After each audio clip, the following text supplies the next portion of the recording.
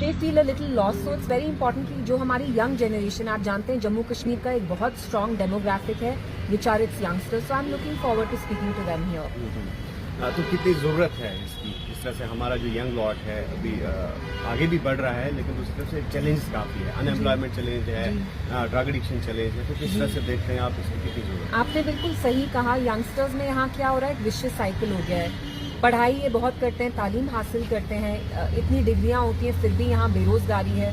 Currently unemployment is 39% in Jammu and Kashmir. उसके बाद unfortunately बहुत सारे जो हमारे नौजवान बच्चे हैं, बच्चियां, वो ड्रग्स में जा रहे हैं। आप खुद जानते हैं, आप शराब भी कितना नॉर्मलाइज किया जा रहा है, यहाँ कितने ठेके खुले हैं शराब के। तो कहीं ना कहीं as an adult it's my responsibility कि हम स्टेप इन करें, इनसे बात करें, इनको थोड़ा सा समझाएं कि ज़्यादा स्ट्रेस नहीं लें, फ्यूचर को कैसे देखते हैं, इनसे बात करें, ये हमसे बात करें। तो एक डायलॉग स्टार्ट करने की जरूरत है इनके साथ। So I am looking forward to it. Ma'am, youth आरडी परेशान है रिजर्वेशन पॉलिसी को, रिजर्वेशन पॉलिसी कह रहे हैं, और दूसरा अब हज कोटा को कर्टेल किया गया, तो जो प्रेजेंट पॉलिटिकल सिनेरियो बना हुआ है, किस तरह से देखते हैं? सबसे अफसोस की बात यह है कि हमने देखा जैसे West Bengal, Tamil Nadu, Karnataka, they are not even Muslim majority states. Yes, यहाँ मुसलमानों की आबादी है अच्छी खासी, लेकिन आप देखते हैं कि स्टालिन साहब ने कैसे स्टैंड लिया। उनने एक रेजोल्यूशन लाया अगेंस्ट वक्फ, और जब वहाँ वेस्ट बंगाल में एज वेल ममता बनर्जी है said we will not be adopting Waqf the bill.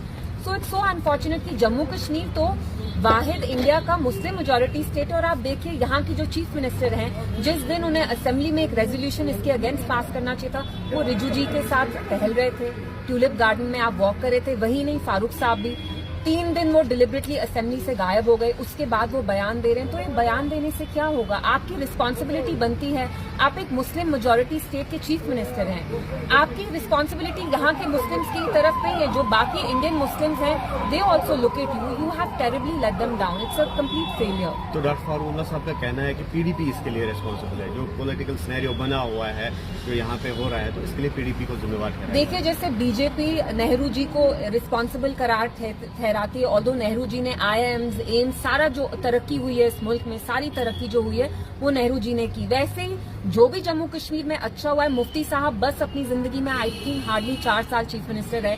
मुझे बोलना नहीं चाहिए, फारूक साहब में से इतने बड़े हैं, उम्र में बुजुर्ग हैं वो, लेकिन जो उनने अपने 15-20 साल एज चीफ मिनिस्टर नहीं कर पाए, वो मरहूम मुफ्ती मोहम्मद सैयद साहब ने 4 साल में किया। सो सबको अपने गिरबान में थोड़ा झांकना चाहिए, and they should stop blaming अस।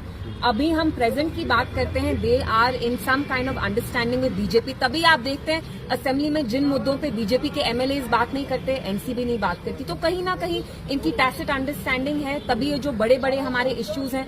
वैसे तो फिर 370 भी सब जुडिस है, तो हम उसके बारे में भी बात नहीं करें, तो जो उन्हें वक्फ का दिया था। So I think it's very unfortunate कि इक्तिदा में ये आए हैं, लोगों ने इनके 50 MLA बनाए, इतनी भारी अक्सरियत से इनको लाया, but still they are finding scapegoats. Ma'am.